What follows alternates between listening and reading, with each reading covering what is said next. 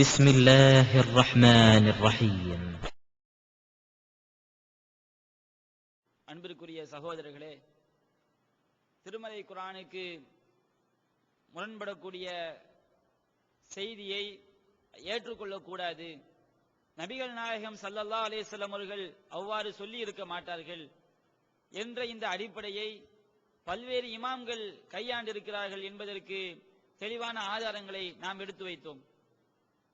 இப்பொழுது நான் உங்களுக்கு ஒன்றை சொல்லிக்கொள்ள ஆசைப்படுகின்றேன். அதாவது, நாங்கள் சொன்ன ஆதாரங்கள்ல பல்வேறு ஹதீஸ்களை பல இமாம்கள் குர்ஆனுக்கு மாற்றம் என்று சொல்லி மறுத்திருக்கின்றார்கள். இந்த அவர்கள் மறுத்த எல்லா செய்தியையும் நாங்கள் ஏற்றுக்கொண்டோம் என்று நாங்கள் சொல்ல வரவில்லை. அவங்க குர்ஆனுக்கு மாற்றம் சொல்லி மறுத்திருக்காங்க பாருங்க, இது எல்லாம் குர்ஆனுக்கு மாற்றம் தான் என்று நாங்கள் ஏற்றுக்கொள்ளவில்லை. நாங்க என்ன சொல்ல வர்றோம் சொன்னா, இந்த நடைமுறை ஒரு செய்தி குர்ஆனுக்கு மாற்றமாக இருந்தால் அதை ஏற்றுக்கொள்ளக் கூடாது என்கின்ற இந்த நடைமுறை நம்மிடம் மட்டும் இல்லை, தௌஹீத் ஜமாத் அறிஞர்களிடம் மட்டும் இல்லை, முந்தி சென்ற இமாம்களிடமும் சஹாபாக்களிடமும் இருந்திருக்கிறது, ஹதீஸ்களை அடிப்படை விதிகளில் இருந்திருக்கிறது என்பதை நிரூபிப்பதற்காகத்தான் நாங்கள் என்ன செஞ்சோம், அந்த செய்தி எல்லாம் உங்களுக்கு எடுத்து சொன்னோம். அடுத்ததாக நாம ஒரு சில ஹதீஸ்கள் சொல்லி இருக்கிறோம் குர்ஆனுக்கு முரண்படுதுன்னு சொல்லி. புகாரில் உள்ள செய்தி, சுலைமான் நபி அவர்கள் தொடர்பாக வரக்கூடிய செய்தி, சாலிம் அவர்கள் தொடர்பாக வரக்கூடிய செய்தி, அதே போன்று இன்னும் ஒரு சில செய்தி நாம் என்ன செய்திருக்கின்றோம், குர்ஆனுக்கு முரண்படுகிறதுன்னு சொல்லி நாம எடுத்து வச்சிருக்கோம். இதுல நாம் எத்தனை செய்திகளை எடுத்து வைத்தோமோ அந்த அனைத்திற்கும் முஜீப் அவங்க முஜீப் அவர்களும் அவருடைய அந்த அறிஞர்களும் ஆய்வு செய்யற குழு இருக்காங்களா, அந்த அறிஞர்களும் பதில் சொல்லவில்லை. 2 செய்திக்கு மட்டும் என்ன செஞ்சிருக்காங்க, மறுப்பு என்ற பெயர்ல அறியாமையை கொட்டி தீர்த்திருக்கின்றார்கள். நாம் என்ன சொல்கின்றோம் என்பதை கூட என்ன செய்யல, சரியாக வழங்கவில்லை. முதல்ல சுலைமான் நபி சுலைமான் நபி தொடர்பாக நாம் எடுத்து வச்சோம் பாருங்க. அதுல முஜீபுர் ரஹ்மான் என்ன வாதங்களை என்ன மறுப்பை அவர் சொல்கின்றார், நாம் என்ன சொல்கின்றோம் என்பதை இப்ப நாங்க என்ன செய்யறோம், உங்களுக்கு மத்திய எடுத்து வைக்கின்றோம். அதாவது புகாரியில் புகாரி, முஸ்லிம் போன்ற பல்வேறு நூல்களில் சுலைமான் நபி தொடர்பாக சில ஹதீஸ்கள் என்ன செய்யப்பட்டிருக்கு, இடம்பெற்றிருக்கு. என்ன செய்தின்னு சொன்னா, அந்த ஹதீஸ் நபிகள் நாயகம் ஸல்லல்லாஹு அலைஹி வஸல்லம் அவர்கள் சொன்னதாக வரக்கூடிய செய்தி. அதாவது ரசூலுல்லாஹ் சொன்னாங்களாம், இத கூட கேள்வி, ரசூலுல்லாஹ் சொன்னாங்களாம், இப்படிலாம் விமர்சனம் பண்றாங்க அப்படி முஜீபுர் ரஹ்மான் சொல்றாரு. மந்த புத்திங்கிறதுக்கு இது ஒரு ஆதாரம். என்ன, நபிகள் நாயகம் ஸல்லல்லாஹு அலைஹி வஸல்லம் அவர்கள் சொல்லி இருக்க மாட்டார்கள், குர்ஆனுக்கு முரண்படுகிறது என்று நாங்கள் சொல்லும் போது அது ரசூலுல்லாஹ் சொன்னாங்கன்னு எப்படி சொல்லுவோம், ரசூலுல்லாஹ் சொன்னாங்களான்னு தானே சொல்லுவோம். இதை ஒண்ணு செய்றாவோ, இதை கூட பாருங்க, ஹதீஸ மறுக்கிறாங்களாம், மறுக்கிறத காட்டுறாங்களாம், ரசூலுல்லாஹ் சொன்னாங்களாம், இப்படி என்ன செய்யறாரு, அவர் கேலி பண்றாரு. சரி, கேலி பண்ணிட்டு போகட்டும். நாம் எடுத்து வைக்கக்கூடிய அந்த வாதங்களை பாருங்க, நாம் என்ன கருத்து எடுத்து வைக்கின்றோம் என்பதை இப்பொழுது உங்களுக்கு நாம் என்ன செய்யறோம், தெளிவுபடுத்துகின்றோம். அதாவது புகாரியில் 3424, 5242, 6639, 7469, இன்னும் பல நூல்கள்ல என்ன செய்யுது, பல நம்பர்ல இந்த ஹதீஸ் பதிவு செய்யப்பட்டிருக்கு. என்ன ஹதீஸ், நபிகள் நாயகம் ஸல்லல்லாஹு அலைஹி வஸல்லம் அவர்கள் சொன்னதாக வருகிறது. என்ன சொன்னாங்களாம், அதாவது சுலைமான் நபி சொன்னாங்களாம், எப்படி, கால சுலைமான் இப்னு தாவூத் லா அத்தூஃபன்ன லைலத அலா 70 இம்ராத்தன், இன்று இரவு நான் 70 பெண்களிடம் உடலுறவு கொள்வேன். தஹ்மிலு குல்லு இம்ராத்தின், ஒவ்வொரு பெண்ணும் ஃபாரிசன், ஒரு குதிரை வீரனை பெற்றெடுப்பாள். அது பெண்ணு வருது, அதை நம்ம பெண்ணுன்னு சொல்லி காட்டுறோம். முஜீபுர் ரஹ்மான் என்ன பண்ணிட்டாரு, இத கூட பீச்சை திரிச்சிட்டாராம், குர்ஆன்ல பெண்ணுன்னு எழுதிட்டாரு, ஒவ்வொருத்தையும் என்ன செஞ்சிட்டாரு, போட்டாரு. சாலிம் ரலியல்லாஹு தஆலா அன்ஹுடைய இந்த செய்தியை எப்படி விகாரமாக சொன்னார்களோ அதே போன்றுதான் யாரையும் விகாரமாக்கி இருக்கிறாங்க, சுலைமான் அலைஹிஸ்ஸலாத்துடைய மனைவியர். சுலைமான் அலைஹிஸ்ஸலாத்துடைய மனைவியர் படிக்கிறோம் பாருங்க, அந்த தர்ஜுமால உள்ளது. இன்று இரவு நான் 100 பெண்களுடன் உடல் உறவு கொள்வேன். 100 பெண்களுடன் என்ன போட்டிருக்கணும் முறையா, மனைவி 100 பெண்களுடன் உறவு கொள்வேன். ஆனா அந்த வார்த்தைக்கு இடம் கூட இம்ராத்துன்னு சொன்னா பெண்ணுக்கும் சொல்றது, மனைவிக்கும் சொல்றது. அல்ல அப்படித்தான் வருது, பெண் என்று தான் வருகிறது. சரி, அவர் பெண் என்று எழுதிவிட்டார், என் மனைவின்னு தானே சொல்லணும். அது விகாரமா காட்டுறதுக்கு பிஜே பெண் சொல்லி எழுதிட்டாரு. அந்த பிஜேயுடைய குரான் நாங்க எடுத்து பார்த்தோம், அது கீழே வருது அவர் பெண் என்று மொழிபெயர்த்திருக்கின்றார். அது விளக்கத்தை எழுதும் போது மனைவி மார்கள்ங்கிற கருத்து என்ன செய்யறாரு, அவர் சொல்லி காட்டுறாரு. அது கீழே எழுதுறாரு, அதை முஜீபுர் ரஹ்மான் எடுத்து படிக்கிறாரு. திருக்குர்ஆன் 19வது அத்தியாயத்தில் 7, 8, 9, 10 வசனங்கள் இல்ல 10 கூறும்போது 100 மனைவியரும் குழந்தையை பெற்றிருப்பார்கள் என்று சுலைமான் நபி கூறியிருக்க முடியாது. 100 மனைவியரும் குழந்தையை பெற்றிருப்பார்கள் என்று சுலைமான் நபி கூறியிருக்க முடியாது. பிஜே அவங்க தன்னுடைய குரான்ல விகாரமாக்கல் நோக்கத்துல பெண்ணுங்கிற வார்த்தையை போட்டிருந்தாங்கன்னு சொன்னா, ஒவ்வொருத்திங்கிற வார்த்தையை பயன்படுத்தியிருந்தாங்கன்னு சொன்னா, அது கீழே எப்படி பெண் மனைவிமார்கள்ங்கிற வாசகத்தை எப்படி எழுதியிருப்பாரு முஜீபுர் ரஹ்மான் இப்படிங்கிறாரு. அப்ப இதை மட்டும் செஞ்சிட்டாரு, அது மறந்துட்டாரு. அது கீழே மனைவின்னு எழுதியிருக்காரு. மொழிபெயர்க்கும் போது பெண் என்று மொழிபெயர்த்தார். ஹதீஸ் வரக்கூடிய வாசகம் தான், அப்படிதான் அதனால மொழிபெயர்த்திருக்காரு. அது கீழே மனைவிமாக எழுதியிருக்காரு. கீழே மனைவின்னு எழுதிக்கிறத மறைத்து விட்டு விகாரமாக்கி இருக்காரு. அப்ப இஹ்லாஸோட பேசுறான்னு சொல்றாரு பாருங்க, இது தவறு என்பதற்கு இது ஒரு ஆதாரம். கீழே மனைவி என்று எழுதப்பட்டிருக்கிறது, அதை இவ்விகார நோக்கத்தை எழுதியிருந்தால் என்ன செஞ்சிருக்க மாட்டாங்க, அப்படி எழுதியிருக்க மாட்டாங்க. அதையும் முஜீபுர் ரஹ்மான் என்ன செய்யறாரு, சொல்லி படிச்சு காட்டுறாரு. இப்ப அந்த வாதத்தை விட்டு விடுவோம். இல்ல என்ன வருது, சுலைமான் நபி சொன்னாங்களாம், நான் 70 மனைவிமார்களிடம் உடலுறவு கொள்வேன். அதே போன்று பல ஹதீஸ்கள்ல அதே போன்று அந்த பெண்களுங்கிற வாசகம் இருக்கு பாருங்க, இது அடிமைகளுக்கும் பயன்படுத்தலாம். அதனால என்ன பண்றோம், பெண்ணுங்கிற அந்த மொழிபெயர்ப்பு செஞ்சிருப்பாரு நினைக்கிறோம். இப்போ 70 பெண்களிடம் உடலுறவு கொள்வேன் சுலைமான் நபி சொன்னாங்களாம். சில அறிவிப்புகள்ல எப்படி 100 பெண்கள் அப்படின்னு வருது, இன்னும் சில அறிவிப்புகள்ல 90 பெண்கள் வருது. நடந்த ஒரு சம்பவம் இல்ல, பலவிதமான ரிவாயத்து குளறுபடிகள். இந்த இஹ்திலாஃபை ஒரு அந்த ஹதீஸ்ல பலவீனம் என்பதற்கு ஒரு ஆதாரம். ஏன்னா இப்னு தைமியா இந்த என்ன தொழுகை, கிரகண தொழுகை பற்றி செய்தி இருக்கு பாருங்க, அது லைஃப்ங்கிறாரு. அதற்கு அவர் என்ன ஆதாரம் வைக்கிறான்னு சொன்னா, ஃபத்தாவா இப்னு தைமியால 6 ருக்கூன் வருது, 3 ருக்கூன் வருது, 8 ருக்கூன் வருது. அது எப்படி ஒரு சம்பவத்தில் இப்படி பல தொழுகை நடந்திருக்க முடியும்? அதனால கிரகண தொழுகை எல்லாம் சஹீஹான ஹதீஸ் தான், புகார் முஸ்லிம்ல வரக்கூடிய செய்தி தான். அப்படி இருந்தாலும் இப்னு தைமியா லைஃப்ங்கிறாரு. அதுக்கு என்ன ஆதாரம் வைக்கிறாரு, 8 ருக்கூன் வருதுல, 6 ருக்கூன் வருதுல, 3 ருக்கு செய்யணும் வருதுல. இப்படி ரிவாயத்துக்கள் ஒரு சம்பவத்துல கிரகண தொழுகை கிரகணம் பிடித்த ஒரு சம்பவம் தான். அந்த ஒரு சம்பவத்துல இப்படி பல இது வர முடியும்? அதனால இந்த ஹதீஸ் லைஃபு முரண்பாடு இருக்குது, எண்ணிக்கையில் முரண்பாடு இருக்குது, அதனால லைஃப்னு சொல்லி இப்னு தைமியா மறுக்கிறார். அதே அந்த ஒரு காரணத்தையும் நாங்க இங்க வைக்கிறோம். அந்த ஹதீஸ்ல ஒரு சம்பவத்துல வருது 70 பெண்கள் வருது, இன்னொரு சம்பவத்துல 100 பெண்கள் வருது, இன்னொரு சம்பவத்துல 90 பெண்கள் வருது, இன்னொரு சம்பவத்துல 60 பெண்கள் வருது. புகாரி இமாம் என்ன தலை போட்டுக்காரு, 99 பெண்கள் தலைப்பு செஞ்சிருக்காரு, புகாரி இமாம் போட்டுக்காரு. அப்ப சுலைமான் நபி நான் உடலுறவு கொள்வேன் அப்படின்னு சொன்னது ஒரு சம்பவம் தான். அது எத்தனை ரிவாயத்து, ஒன்று 60 மனைவின் வருது, 100 வருது, 90 வருது, 99 என்று வருகிறது, 80 என்று வருகிறது. அப்ப இதே ஒரு முரண்பாடு. அப்படி சொல்லிட்டு சுலைமான் நபி சொன்னாங்களாம், நான் ஒவ்வொரு பெண்ணும் ஒவ்வொரு மனைவியும் ஒரு குதிரை வீரனை பெற்றெடுப்பாள், ஒவ்வொரு வீரனும் யுஜாஹிது ஃபீ சபீலில்லாஹ் அல்லாஹ்வுடைய பாதையில் போர் செய்து அவர் என்ன செய்வாரு, ஜிஹாத் செய்வார் அப்படின்னு சுலைமான் நபி சொன்னாங்களாம். இப்ப நாம் என்ன கேள்வியை கேட்கிறோம்? அப்ப இந்த சம்பவத்தை சொல்லி முடித்து விடுகின்றேன். அப்போ ஒரு மலக்கு சொன்னாராம், குல் இன்ஷா அல்லாஹ், இன்ஷா அல்லாஹ் நீங்க சொல்லுங்க அப்படிங்கிறாங்க. அப்ப சுலைமான் நபி ஃபலம் யகுல், அவர் என்ன செய்யல, இன்ஷா அல்லாஹ் சொல்லவில்லை, வ நசிய மறந்து விட்டார்.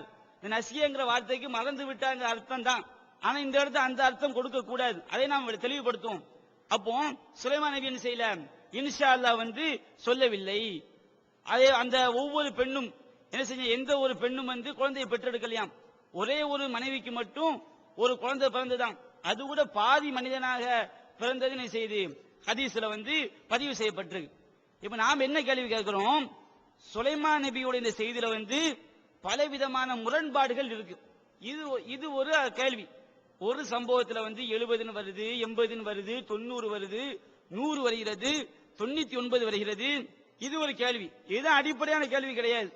என்னன்னு சொன்னா, அதாவது அல்லாஹ் தஆலா குர்ஆன்ல சொல்லி காட்டுறான் 5 விஷயங்கள். இது அல்லாஹ்வை தவிர வேற யாரும் செய்ய முடியாது, சொல்ல முடியாது. அல்லாஹ் அறிவித்து கொடுத்தால்தான் நபிமார்கள் கூட என்ன செய்ய முடியும், சொல்ல முடியும். நபிகள் நாயகம் சொல்லி அல்லாஹ் சொல்லி காட்டுறான் ஒரு வசனம், சூரத்துல் லுக்மான் 31வது அத்தியாயம் 34வது வசனம். நாங்க சொல்லக்கூடிய கருத்துக்களை நீங்க நன்றாக கவனிக்க வேண்டும். முஜீபுர் ரஹ்மான் சரியாக கவனிக்காம என்ன செய்றாரு, அவர் தவறான கருத்துக்களை எடுத்து சொல்றாரு. அவர் மறுப்புக்கு காரணமே நாங்க என்ன கருத்தை சொல்கிறோம் என்பதை சரியாக அவர் விளங்கவில்லை. என்னன்னு சொன்னா, ஒரு குர்ஆன்ல வசனம் வருது 31, 34. நபி அல்லாஹ் சொல்லி காட்டுறான், இன்னல்லாஹ இன்தஹு இல்மு ஸாஆ, மதுமை நாள் பற்றிய அறிவு அல்லாஹ்விடம் இருக்கிறது. வயுனஸிலு கைஸ், அவன்தான் மலையை இறக்கி வைக்கிறான். வயஅலமு மா ஃபில் அர்ஹாம், கருவறைகளில் உள்ளவற்றை அவன் அறிகிறான்.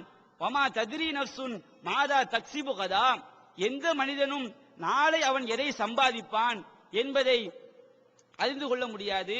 வமா தத்ரி நஃப்சுன் பி ஐயர்லின் தமூத், எந்த மனிதனும் அவன் எங்கே இறந்து போவான், எந்த இடத்திலே இறந்து போவான் என்பதையும் அறிந்து கொள்ள முடியாது. இன்னல்லாஹ அலீமுன் ஹபீர், நிச்சயமாக அல்லாஹ் தான் மிகவும் அறிந்தவன், மிகவும் தெரிந்தவன் என்கின்ற செய்தி என்கின்ற அந்த வசனம் இருக்கு. இந்த வசனத்தை பற்றி நபிகள் நாயகம் ஸல்லல்லாஹு அலைஹி வஸல்லம் அவங்க சொல்லி காட்டுறாங்க. புகாரியில் 50வது ஹதீஸா பதிவு செய்யப்பட்டிருக்கு. ஃபீ ஹம்ஸின் லா யஅலமுஹுன்ன இல்லல்லாஹ், 5 விஷயங்கள் அல்லாஹ்வை தவிர வேறு யாரும் அறிந்து கொள்ள முடியாதுன்னு சொல்றாங்க. அப்படி சொல்லிட்டு இந்த ஆயத்தை ஓதி காட்டுறாங்க. அப்ப இந்த ஆயத்தில் சொல்லப்படக்கூடிய இந்த 5 விஷயங்கள் இருக்கு பாருங்க, இது அல்லாஹ்வை தவிர வேற யாருக்கும் தெரியாது.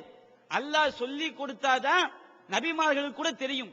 நபிமார்கள் மறைவான விஷயத்தை அறிய மாட்டார்கள். ஆனா அல்லாஹ் சொல்லி கொடுத்தா என்ன செய்யும், அவங்களுக்கு தெரியும்.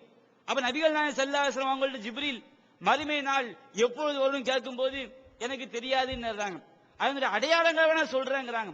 அப்ப மறுமை நாளுடைய அடையாளங்களை அல்லாஹ் சொல்லி கொடுத்திருக்கான். ஆனா எப்போ என்ன செய்யாது, ரசூலுல்லாஹ்க்கு தெரியாது. அப்ப இந்த மாதிரி கருவறை ரகசியங்கள் இருக்கு பாருங்க.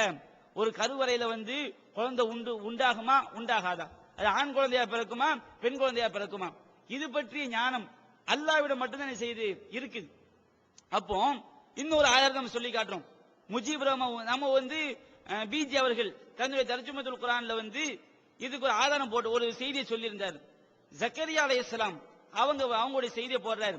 என்ன சொல்றாங்கன்னு சொன்னா, ஜக்கரியா அலைஹிஸ்ஸலாம் அவங்க அதாவது பிஜி அவர்கள் தன்னுடைய குர்ஆன்ல சொல்லும் போது 19வது அத்தியாயத்தில் 7வது வசனத்திலிருந்து 10வது வசனத்து வரை படித்து பார்த்தோம் என்றால், ஜக்கரியா நபிக்கு தன்னுடைய மனைவி கருவுற்ற விஷயம் கூட தெரியவில்லை அப்படிங்கிற செய்தியை தன்னுடைய தர்ஜுமத்துல் குர்ஆன்ல பிஜே சொல்லி காட்டுறாரு.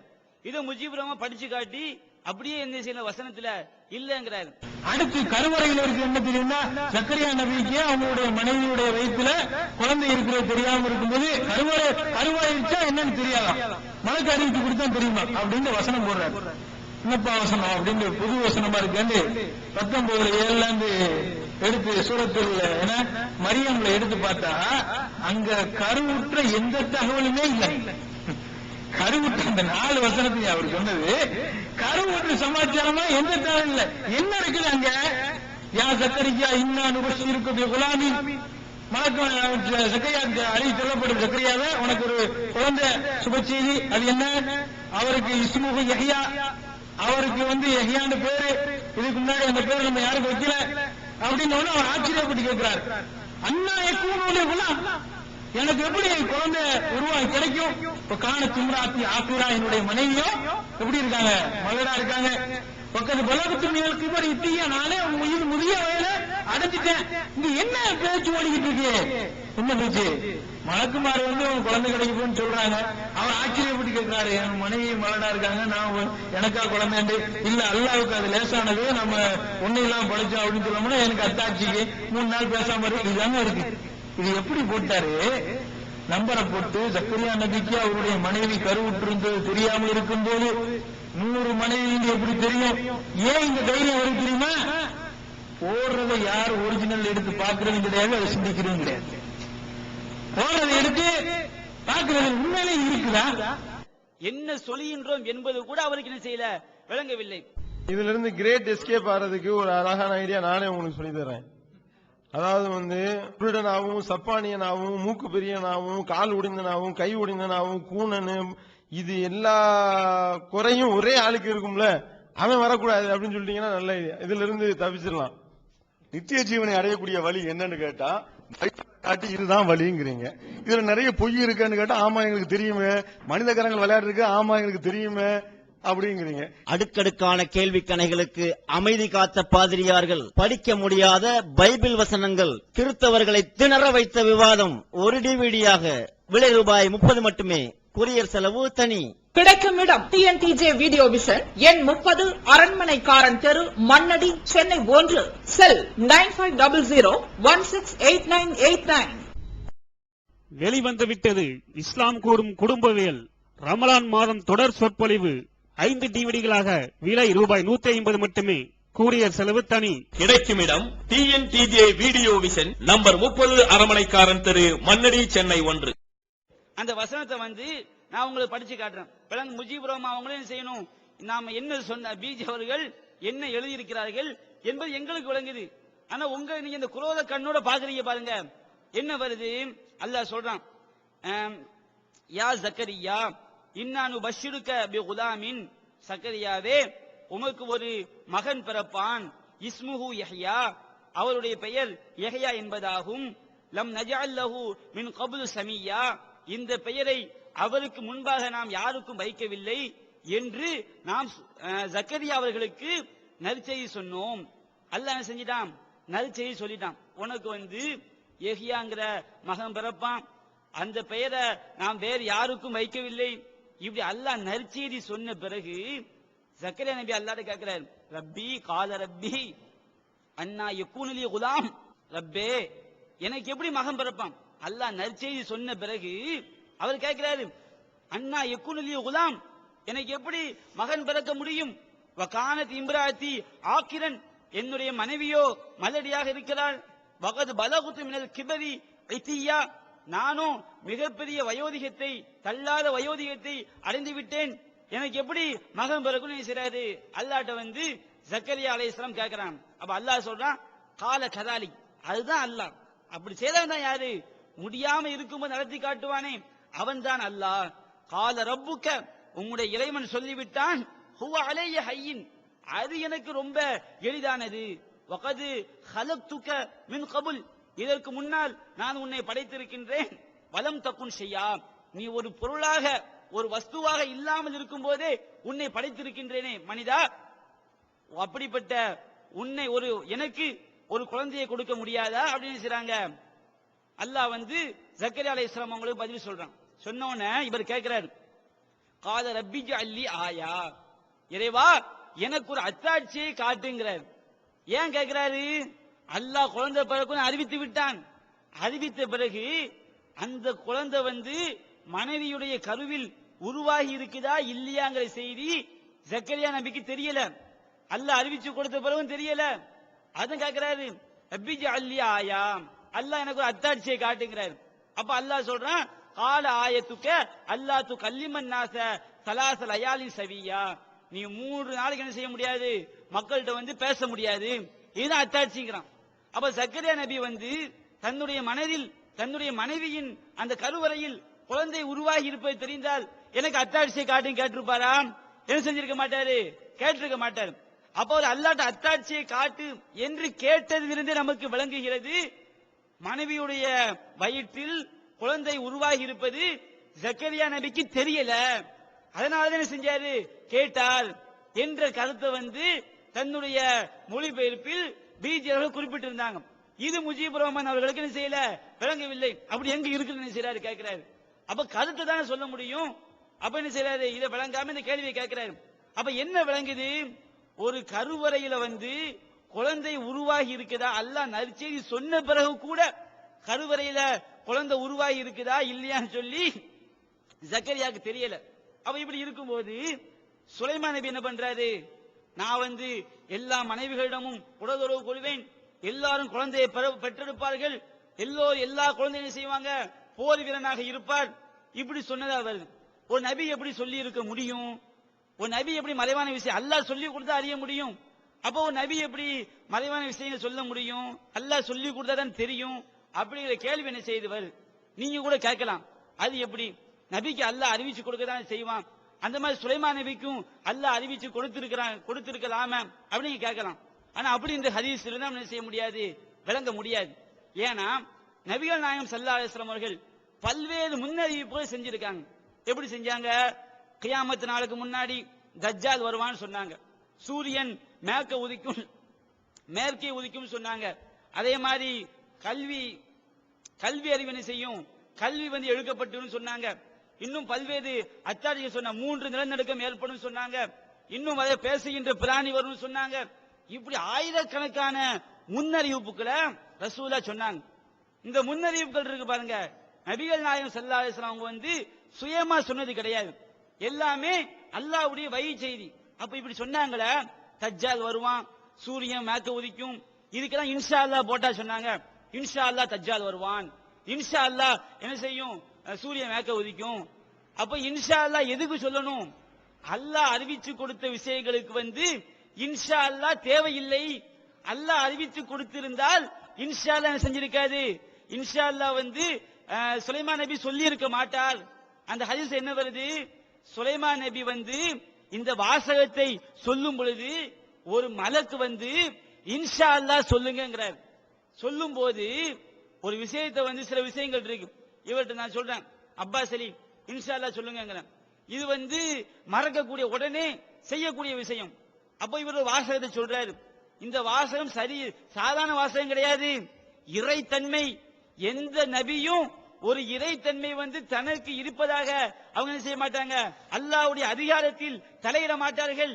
நீங்க சொல்லலாம் யூனுஸ் நபி வந்து அந்த சம்பவத்தை பார்க்கும்போது என்ன செய்யறாரு, கோவப்பட்டு போறாரு. கோவப்பட்டு போகும்போது கூட அல்லாஹ் கண்டித்து விட்டான். இந்த மாதிரி அவரு தன்னூஹி இதை முஜீபுர் ரஹ்மான் சொல்லி காட்டாரு. யூனுஸ் நபி அல்லாஹ்க்கு கோவப்பட்டு போகலையா, அல்லாஹ்க்கு மாறு செய்யலையா? இந்த மாதிரி இதை நீங்க இருக்கா நிராகரிச்சா யூனுஸ் அலைஹிஸ்ஸலாத்துடைய தப்பு தெரியுமா தெரியாதா? யாரோட கோவிச்சாங்க? யாரோட கோவிச்சாங்க? அல்லாஹ்வோட கோவிச்சாங்க. அது எதுல இருக்குது? எதுல இருக்குது? நம்பர் என்ன எழுதிக்கிறது? சூரத்து சாஃபாத்துல 37 139 இருந்து தொடர்ல இருக்குது. 68 சூரத்துல் கலம்ல 50வது வசனமா இருக்கு. 21 சூரத்துல் அன்பியாவுல 88வது 87 88 இருக்குது. இதுல என்ன சொல்லப்படுது? ஒரு நபி அல்லாஹ்வோட என்ன செய்றாங்க, அல்லாஹ்வோட விஷயத்துல தப்பு பண்றான், அல்லாஹ் தண்டிச்சு எங்க கொண்டு போயிடுறான், மீன் வயிற்றுல கொண்டு போறான். யூனுஸ் நபி அப்படி போனதுனால அல்லாஹ்வின் மீது கோபம் கொண்டு சென்றதினால் அல்லாஹ் சொல்லி காட்டுற முஜீபுர் ரஹ்மான் எடுத்து வைக்கிறாங்களே யூனுஸ் நபி, அத குர்ஆனை படிச்சு பார்க்கட்டும். அல்லாஹ் சொல்லி காட்டுறான், வதன்னூனி இஸ்ஸஹப முகாலிபன், அந்த தன்னூன் மீன் வயிற்றில் இருந்தாரே அந்த யூனுஸ் அவர் கோபமாக சென்றார். நபியை அதை நினைத்து பாருங்கள், அவர் சென்றதை. ஃபலன்ன அல்லன் நக்திர அலைஹி, நாம் அவர் மீது சக்தி பெற மாட்டோம், ஆற்றல் பெற மாட்டோம் என்று அவர் எண்ணிக்கொண்டார். ஃபநாதா பிலுமாத்தி, அவர் இருள்களை அல்லாஹ் செஞ்சான். அப்படி கோபப்பட்டு போனதுனால மீன் வயிற்றுக்குள்ள போக வச்சு அல்லாஹ் அவரை சோதிச்சான். ரப்பி லா இலாஹ இல்லா அன்த சுப்ஹானக இன்னீ குன்து மினல் ஸாலிமீன், இறைவா நீ பரிசுத்தமானவன், நான் தான் அநீதி இழைத்து விட்டேன் அப்படின்னு செய்றாரு. அல்லாஹ்வுடைய துஆ செய்றாரு. இந்த சம்பவத்தை அல்லாஹ் சொல்லி காட்டும் போது அவருக்கு அல்லாஹ் தண்டனை கொடுக்கிறான். இப்படி கோவப்பட்டதனால, இது மனித இயல்பு கோவப்படுவது, அவர் கோவப்பட்டதனால அல்லாஹ் அவருக்கு தண்டனை கொடுத்து, அது மட்டும் கிடையாது ரசூலுல்லாஹ் கட்டளை போடுறான், வலா தகுன் கசாஹிபுல் ஹூத், நபியே இந்த மீன் வயிற்றில் இருந்தாரே அவரை போன்று நீ ஆகிவிடாத அல்லாஹ் என்ன செய்யறான், ரசூலுல்லாஹ்க்கு அல்லாஹ் உத்தரவும் போடுறான். அப்ப யூனுஸ் நபி ஒரு தவறு செய்தார், அவர் அல்லாஹ் மீது கோபம் கொண்டதற்காக அல்லாஹ் இவ்வளவு எச்சரிக்கை அல்லாஹ் என்ன செய்யறான் சொல்லி காட்டுறான். சுலைமான் நபி அப்படி இந்த மாதிரி உண்மையிலேயே சொல்லி இருந்தார் என்றால் அல்லாஹ் அவரை தண்டித்திருப்பான். யூனுஸ் நபிக்கு சொன்ன மாதிரி அல்லாஹ் சொல்லி இருப்பான். அப்படி அல்லாஹ் குர்ஆன்ல சொல்லி இருக்கானா? அப்படின்னு சுலைமான் நபி விஷயத்துல எதுவும் சொல்லல. அப்ப சுலைமான் அவங்க வந்து சுலைமான் அலைஹிஸ்ஸலாம் அவங்க வந்து இப்படி சொன்னாங்களாம். அப்ப இந்த மாதிரி விஷயம் குழந்தை கருவில் உருவாகும், எல்லா அதோடு அதுமே இந்த குழந்தை கருவில் உண்டாகும் என்பதே மறைவான ஞானம். அப்ப இதை இந்த விஷயத்தை சுலைமான் நபி சொல்லி இருப்பாங்களா? அதோடு நிக்கல, ஒவ்வொரு மனைவியும் குதிரை வீரனை பெற்றெடுப்பாள் அப்படி சொன்னாங்க. அதோடு நின்னாங்களா, ஒவ்வொரு வீரனும் அல்லாஹ்வுடைய பாதையிலே ஜிஹாத் செய்வான்.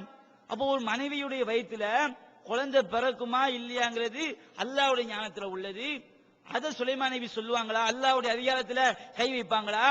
அதோடு நிக்காம அந்த குழந்தை ஆனா பெண்ணா பிறக்குமா அல்லாஹ்வுடைய ஞானத்துல உள்ளது, அந்த அளவுக்கு போவாங்களா? இப்படி இறைவனுடைய அதிகாரத்தில் உள்ள விஷயங்களை, இறை தன்மையை தனக்கு இருப்பதாக எந்த நபியும் பாதிட மாட்டார்கள். அவர் சுலைமான் நபி சுயமா சொன்னதா வருது. அல்லாஹ் சொல்லி இருந்தா அவங்க இன்ஷா அல்லாஹ் சொல்லி இருக்க வேண்டிய அவசியம் கிடையாது. அப்ப அவங்க இன்ஷா அல்லாஹ் சொல்லுங்க அப்படி ஒரு மலக்கு சொல்றாரு, அதுல இருந்து என்ன விளங்குது? நமக்கு என்ன விளங்க வருது? சுலைமான் நபி சுயமாகத்தான் சொன்னார்கள் என்ற கருத்து நமக்கு என்ன செய்யுது? தெளிவா விளங்குது. சரி, சுலைமான் நபி ஒரு மலக்கு சொன்ன பிறகு இன்ஷா அல்லாஹ் என்று சொன்ன ஒரு நபி என்ன செஞ்சிருக்க மாட்டாரு? இந்த மாதிரி இறைத்தன்மை தனக்கு இருப்பதாக வாதிக்க மாட்டார். இது ஒரு அடிப்படை. அடுத்து இவர் சொன்னார், ஒரு மலக்கு இன்ஷா அல்லாஹ் சொல்லுங்கன்னு சொல்லி கொடுக்குறாங்க.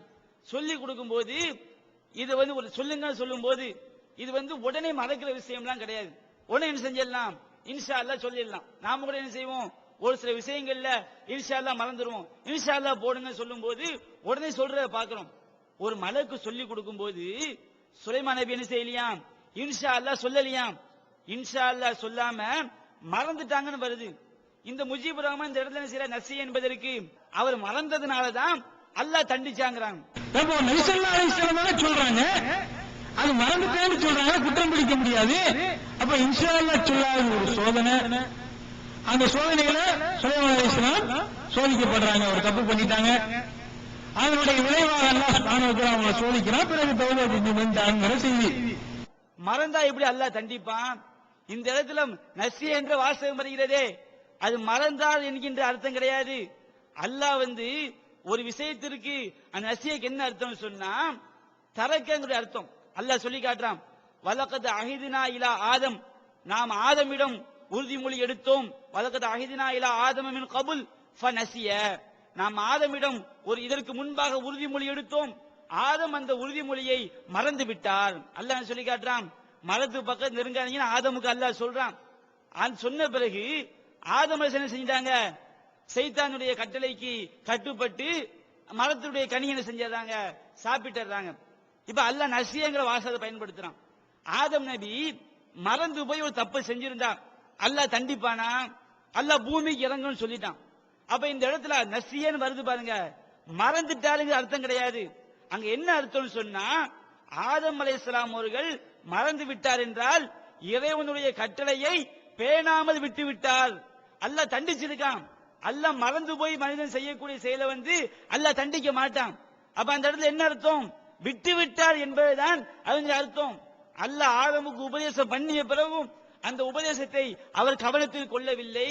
மறந்து போய் மறந்து செய்வோம் பாருங்க, அந்த மாதிரி ஆதம் செய்யல. உபதேசம் பண்ண பிறகு என்ன செஞ்சிட்டாரு? அதை கவனத்தில் கொள்ளாமல் விட்டு விட்டார்.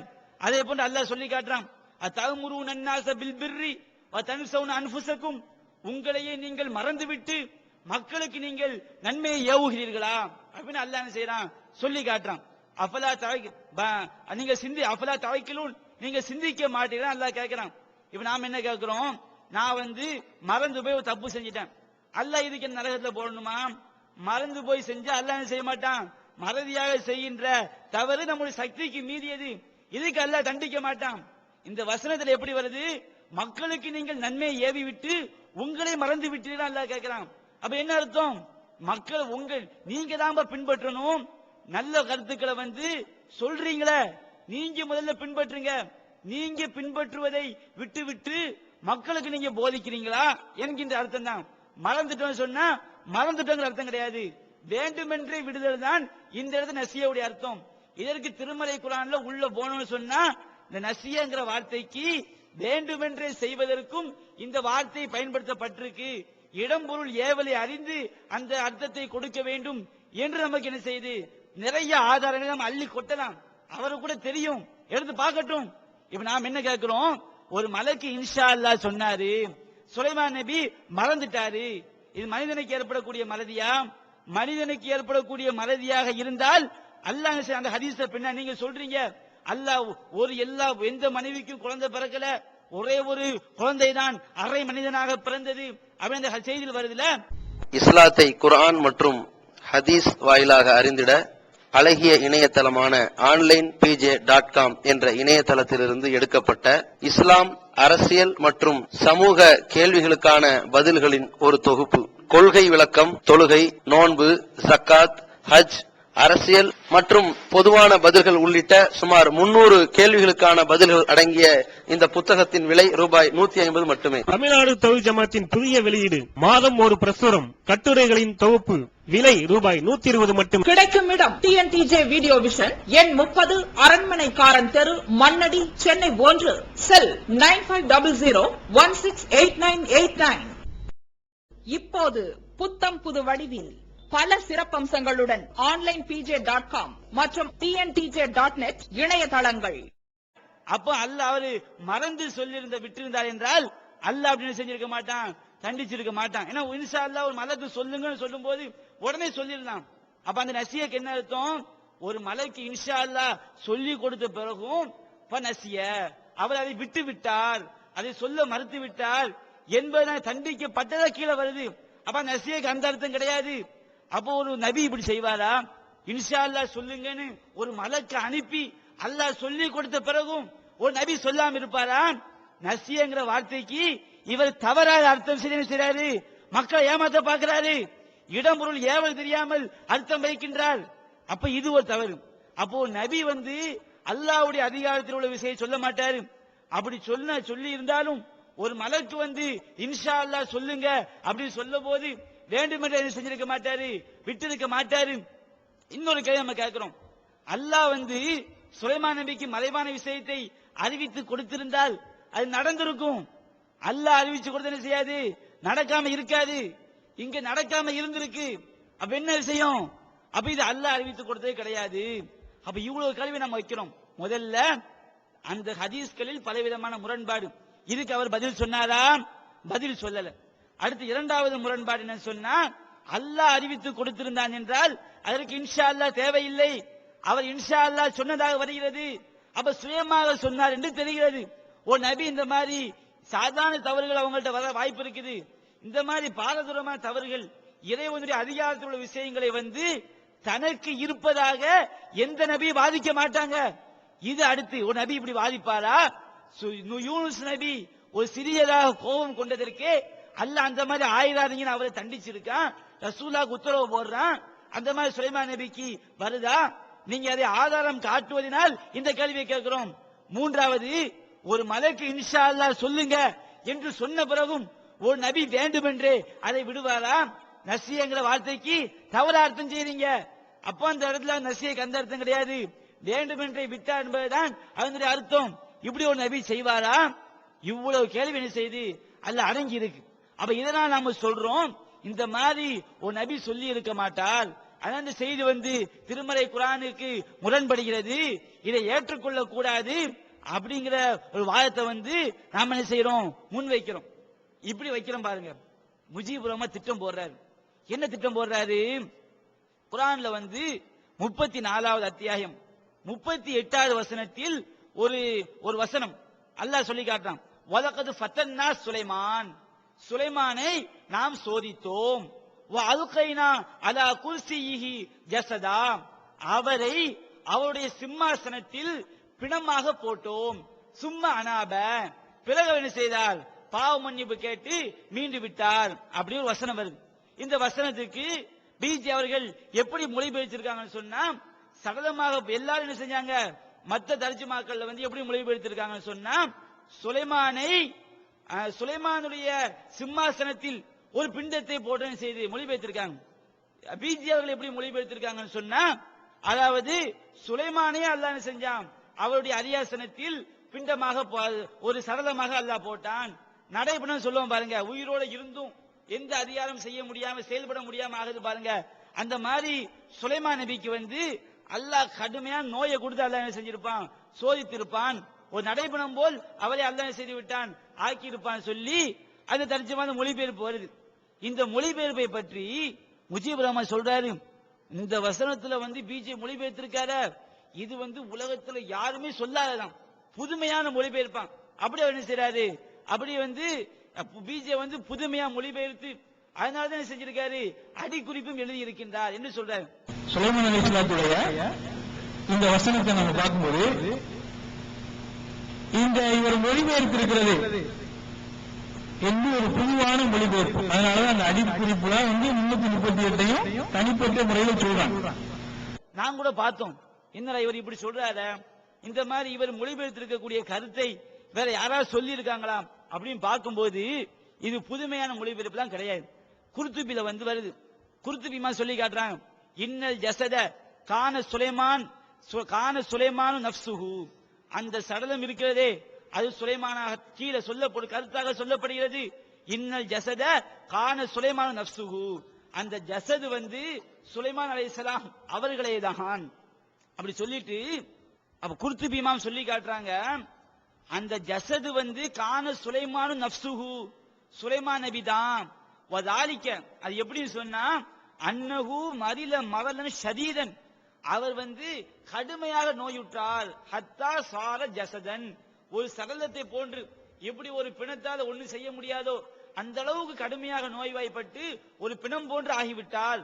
வகது யூசஃப் பிஹி அல் மரீலல் முல்னியு, இந்த மாதிரி என்ன செய்யப்படும், அதாவது ஃபயுகாலு கல் ஜஸதில் முல்கா, அதாவது நடைபிணம், போடப்பட்ட பிணம், உயிரோட பயங்கரமா நோய்வாய்ப்பட்டு செயல்பட முடியாம இருக்காங்க பாருங்க, அவங்களுக்கு எப்படி சொல்லுவாங்களாம், கல் ஜஸதில் முல்கா, ஒரு நடைபிணம் அப்படி என்ற வார்த்தைகளை பயன்படுத்துவாங்கன்னு சொல்லி குர்துபி இமாம் விளக்கம் கொடுக்கிறாரு.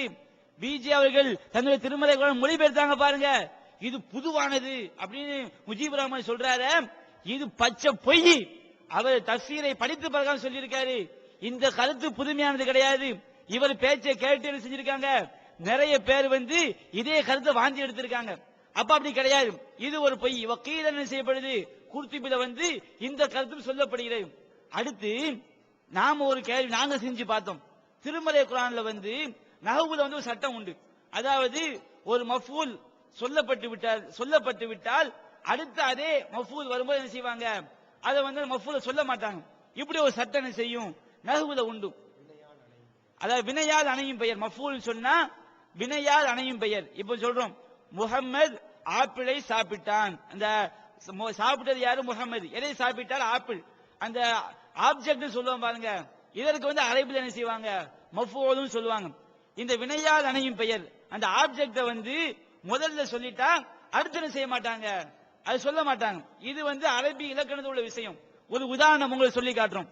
அதாவது அல்லாஹ் சொல்லி காட்டுறான், மா வத்தஅக ரப்புக, நபியே உம்முடைய இறைவன் உம்மை விட்டுவிடவில்லை. மா வத்தஅக ரப்புக வமா கலா, நபியே உம்முடைய இறைவன் உன்னை விட்டுவிடவும் இல்லை. வமா கலா, உம்மை வெறுத்து விடவும் இல்லை. இப்போ முதல்ல அல்லாஹ் சொல்லும்போது மா வத்தஅக ரப்புக, உம்முடைய இறைவன் உம்மை விட்டு விடவில்லை. விடக்கூடியவன் யாரு, அல்லாஹ். யாரை, ரசூலுல்லாஹ். அல்லாஹ் என்ன செஞ்சான், ஆப்ஜெக்ட சொல்லிட்டான். வமா கலா, வெறுக்கவும் இல்லை. எப்படி அல்லாஹ் சொல்லணும், உம்மை வெறுக்கவும் இல்லை ஆப்ஜெக்ட் அல்லாஹ் சொல்லணும். அல்லாஹ் ஆப்ஜெக்ட சொல்லாம முதல்ல இந்த ஆப்ஜெக்ட் அந்த மஃபூல் விட்ட காரணத்தினால் அடுத்து அல்லாஹ் என்ன செய்யறான், அதை போக்குறான். இதே போன்றுதான் இங்கே வருது. வலக்கது ஃபத்தன்னா சுலைமான், சுலைமானை நாம் சோதித்தோம். சோதிக்கக்கூடியவன் யாரு, சப்ஜெக்ட் யாரு, அல்லாஹ். யாரை சோதித்தான், சுலைமானை. ஓ அல்கைனா, நாம் போட்டோம். இந்த சுலைமான ஆப்ஜெக்ட திரும்பவும் சொல்லல. ஏன், அதற்கு முன்னாடி என்ன செய்யப்பட்டு விட்டது, ஆப்ஜெக்ட் சொல்லப்பட்டு விட்டது. ஓ அல்கைனா அலா குர்சிஹி, அதனால என்ன செஞ்சிருக்கோம், பிஜே அவர்கள் பிராக்கெட்ல அவரே இந்த வாசகத்தை இதனால கூட போட்டு இருக்கலாம் அப்படி நாங்க திங்க் பண்றோம். அப்போ அல்லாஹ் சொல்லி காட்டுகின்றான், வாழ்க்கைனா அவரை போட்டோம், நாம் போட்டோம், அலா குர்சிஹி அவருடைய சிம்மாசனத்தில், ஜசதா அவரை ஒரு பிணமாக செய்தோம் போட்டோம் என்று அல்லாஹ் சொல்லி காட்டுறான். அப்ப இந்த அடிப்படையில் அவரே பிராக்கெட்ல போட்டதை முஜீப் என்ன செய்யறாரு, ரொம்ப பெருசா சொல்லி காட்டுறாரு. இந்த சட்டம் கூட என்ன செய்யுது, நஹ்வுல இருக்கு. இப்ப இவர் ஒரு கனெக்ஷன் பண்றாரு. என்ன கனெக்ஷன் பண்றாரு, பிஜே அவர்கள் இந்த சுலைமான் நபியுடைய ஹதீஸ மறுத்துட்டாராம். இந்த ஹதீஸ் தான் இந்த ஆயத்துக்கு விளக்கமா. அவர் சொல்றாரு, இந்த ஹதீஸ் தான் இந்த ஆயத்துக்கு விளக்கமா. அந்த அரியாசனத்தில் ஒரு பிணத்தை போட்டோம் வருத, அது எந்த பிணமா, சுலைமான் நபி 99 மனைவிட்ட போவேன், எல்லாரும் குழந்தை பிறக்கும் சொல்லி ஒரே ஒரு குழந்தை பிறந்தத ஒரு அழைப்பு, ஒரே ஒரு குழந்தை, அதுவும் எப்படி பிறந்தது? பாதி மனிதனாக பிறந்ததே. அதை கொண்டு போய் அல்லாஹ் சிம்மாசனத்துல போட்டானாம். இந்த ஹதீஸ் தான் இந்த வசனத்துக்கு விளக்கமா. அப்ப பிஜே என்ன பண்ணிட்டாராம்? இந்த ஹதீஸ மறுத்ததுனால இந்த வசனத்துக்கு என்ன செஞ்சிட்டாராம்? திட்டமிட்டு அர்த்தத்தை மாத்தி பண்ணிட்டாராம். இப்படி என்ன செய்யறாரு? இவரே ஒரு கற்பனை பண்ணிக்கிட்டு அது கண்ணு வச்சு, காது வச்சு, மூக்கு வச்சு ஒவ்வொரு கற்பனை பண்றாகோ. இப்படி கற்பனை பண்ணி செஞ்சுக்கிறாகோ, இப்படி கையையும் தட்டிக்கிறாகோ. அப்போ இந்த மாதிரி என்ன செய்யறாரு? அவர் ஒரு ஜாயின் பண்றாரு. எல்லா மொழிபெயர்ப்புகள்ல எப்படி இருக்குன்னா, அவருடைய சிம்மாசனத்தில் ஒரு சடலத்தை போட்டோம், ஒரு பிண்டத்தை போட்டோம் தான் இருக்கணுங்கிறது சொல்றாங்க. இவர அந்த சுலைமான் அலைஹிஸ்ஸலாம் அவங்களையே என்ன செஞ்சாங்க? நோயாளியாக்கி விழா வச்சிருந்தா இவர் மொழிபெயர்த்திருக்கிறது. இந்த ரெண்டு கருத்துக்களும் குர்ஆனுடைய வசனங்களும் எங்களுக்கு மாறுபட்ட மொழியாக்கம். இந்த மொழியாக்கத்துக்கு தேர்ந்தெடுக்கிறதுக்கு என்ன காரணம்? இந்த மாதிரி மொழிபெயர்க்கிறதுக்கு என்ன காரணம் அப்படின்னா, அங்கேயும் ஒரு ஹதீஸை மறுக்கும் நிலைதான் இருக்கும் காரணம். அங்கு அந்த தர்ஜுமாவுக்கு பின்னணியில ஒரு காரணம் இருக்கு. அது என்னது? ஒரு ஹதீஸ மறுக்க. என்ன ஹதீஸ மறுக்கணும் அப்படின்னா, சுலைமான் அலைஹிஸ்ஸலாம் சம்பந்தமாக நபி ஸல்லல்லாஹு அலைஹி வஸல்லம் ஒரு செய்தியை சொல்றாங்க. அது புகாரி முஸ்லிம் உட்பட ஏராளமான ஹதீஸ் நூல்கள்ல சஹீஹான அறிவிப்புல அது பதிவாயிருக்கு. நாங்க கேட்கிறோம், முஜீபுர் ரஹ்மான் அவரிடம் கேட்கின்றோம், இந்த பிணத்தை தான் இந்த வசனத்தில் சொல்லப்படக்கூடிய பிணம் என்று எந்த ரசூலா சொல்லியிருக்காங்க? எந்த ரசூலா எந்த ஹதீஸ சொல்லியிருக்காங்க? தாவூத் நபியை பத்தி பின்னா நாங்க சொல்ல வர்றோம். தாவூத் நபி ஒரு சாதாரண மக்களுடைய நிலத்தை கையகப்படுத்தி இருக்கலாம், அதனால் அல்லாஹ் அவரை கண்டித்து இது போன தவறை செய்திருக்க கூடும் என்று அந்த திருமலை மொழிபெயர்ப்புல எழுதப்பட்டத எப்படி யூகத்தை நுழைக்கலாம்? தாவூத் நபி மேல அவதூறை இட்டு கட்டாங்க. ரொம்ப பொங்குன்னு பொங்குறார. நாம கேட்கிறோம், சுலைமான் நபியுடைய அந்த செய்தியில் வரக்கூடிய அந்த பிணம் தான் இந்த குர்சியில போடப்பட்ட பிணம் சொல்லி எந்த ரசூலா சொன்னாங்க? எந்த ஹதீஸ்ல இருக்கு?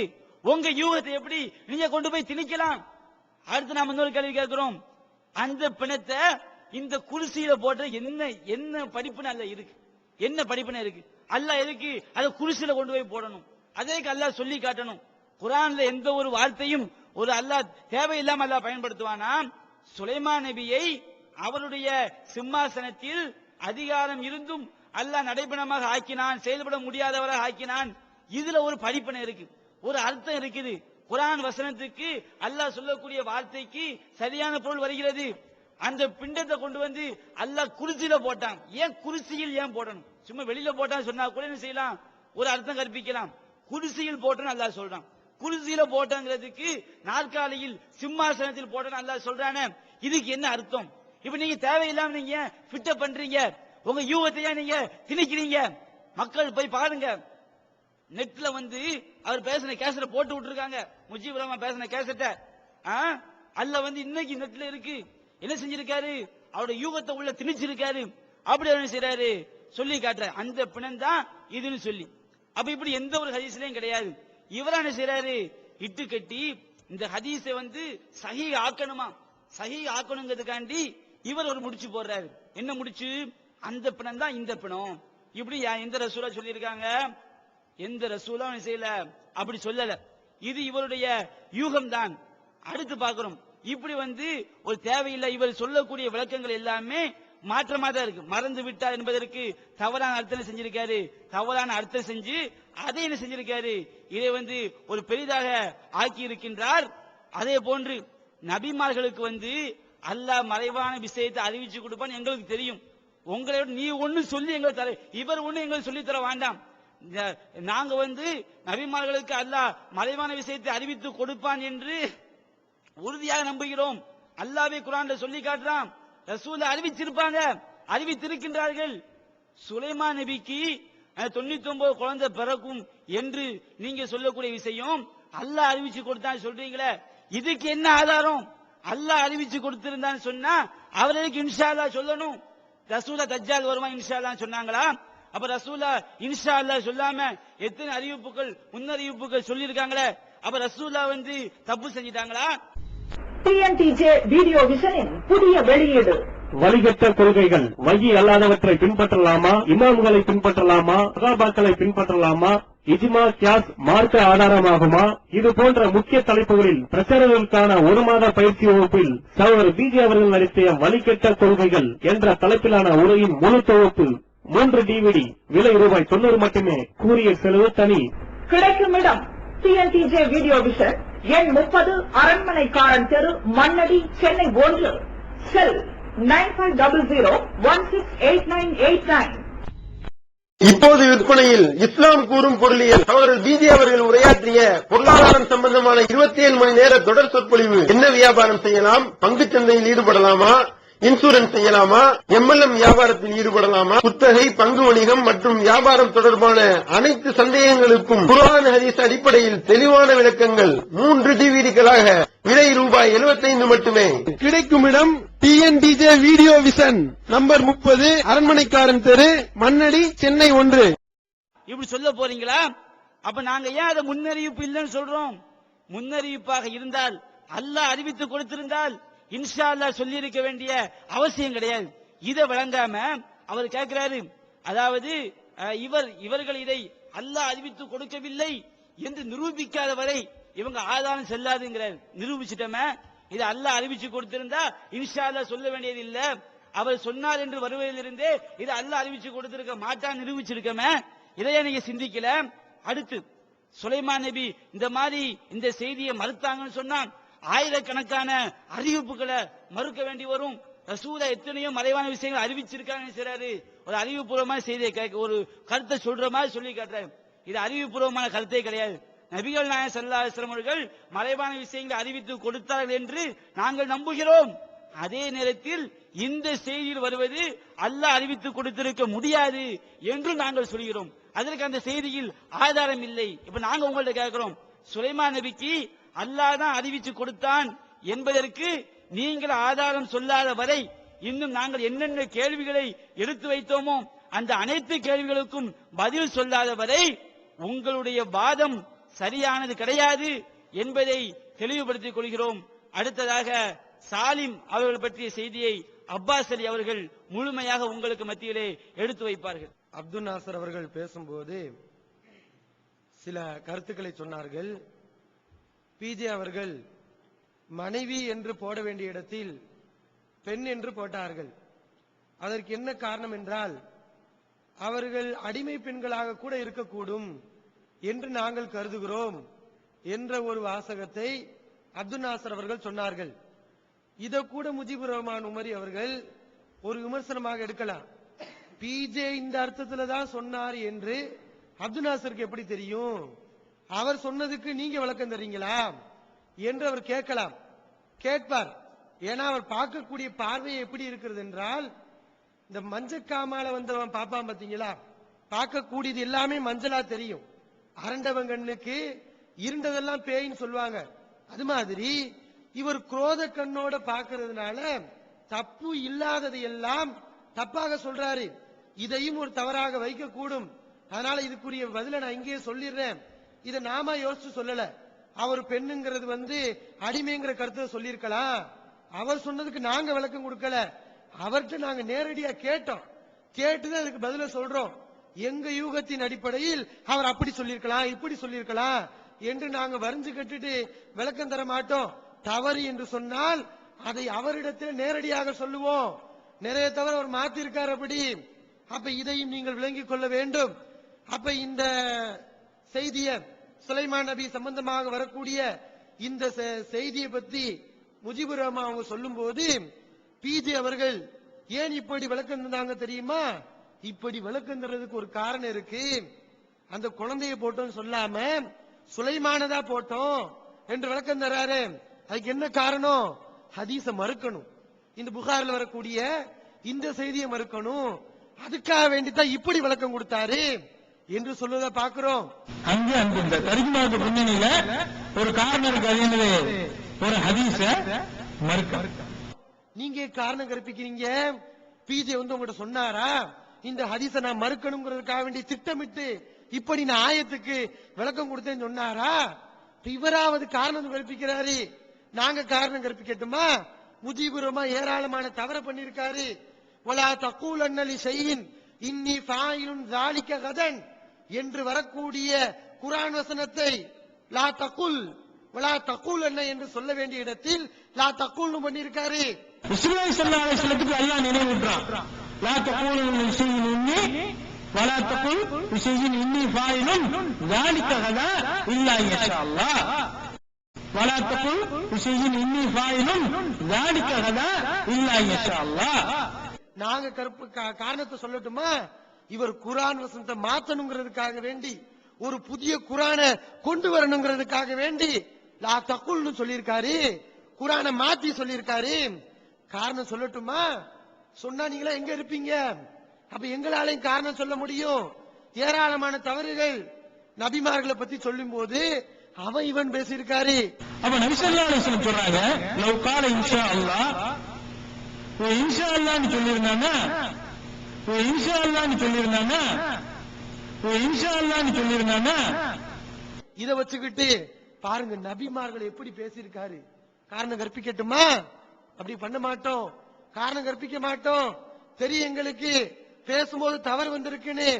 அப்ப நாங்க நாங்க பேசக்கூடியதுக்கு பிஜே பேசியதற்கு நீங்க எதுக்கு காரணம் கற்பிக்கிறீங்க? அந்த காரணம் ஹதீஸை மறுப்பதற்குத்தான் என்று தப்பாக ஏன் யூகிக்கிறீர்கள்? இது நம்முடைய கேள்வி. அப்ப இதிலும் அவர் தவறாக தன்னுடைய கருத்தை எடுத்து வைத்திருக்கிறார். அடுத்து சாலிமுடைய சம்பவம். இந்த சம்பவத்தை முஜிபுர் ரஹ்மான் அவர்கள் ஒரு பெரிய என்னமோ ஹதீஸ மறுப்பதற்கு ஆதாரமாக எடுத்து வைக்கிறார்கள். அந்த சம்பவத்துடைய யதார்த்த நிலை என்ன? அது என்னமோ நம்ம மறைச்சிட்டோங்கிற மாதிரி, பாதியை வெட்டிட்டோங்கிற மாதிரி, அது பார்க்கிறதுக்கு விகாரமே. அதாவது நம்ம சொல்லும் போது இல்லாததை ஃபிட்டப் பண்ணி சொன்ன மாதிரி பேசுறாரு. ஆனா அதை பார்க்கக்கூடிய சகோதரர்களுக்கு தெரியும். அந்த வீடியோ எடுத்து போறாரு. கலியக்காவியல் விவாதத்தில் பிஜே அவர்கள் பேசிய அந்த கருத்தை எடுத்து போறாரு. அதை ரொம்ப விகாரப்படுத்தியிருக்காரு. எப்படி எல்லாம் விகாரம்? பிஜே அவங்க சொல்றாங்களா, சாலிம் அவர்கள் சஹலா அவங்களுடைய வீட்டுக்கு வந்து போயிட்டு இருந்தாரு அப்படின்னு சொன்னாராம். அந்த வார்த்தகம் ஒண்ணு ஒரு பெரிய அர்த்தத்தை தரல, ஒரு தவறான அர்த்தத்தை கொடுக்கல. ஆனா அவர் எப்படி விகாரமாக்குறாருன்னா பாருங்க.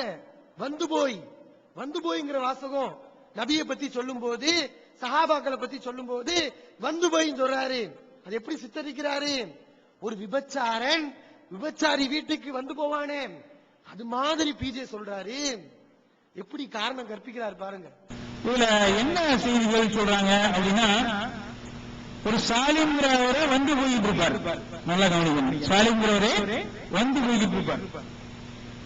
அடுத்து ஒரு தன்னுடைய மனைவியோட ஒரு இளைஞன் தன்னுடைய, அது கூட கொஞ்சம் மோசமா, அதாவது ஒரு சஹாபாக்களை என்ன கண்ணியத்தில் அணுகணுமோ அந்த கண்ணியத்தை கொஞ்சம் கூட பேணாகணும்.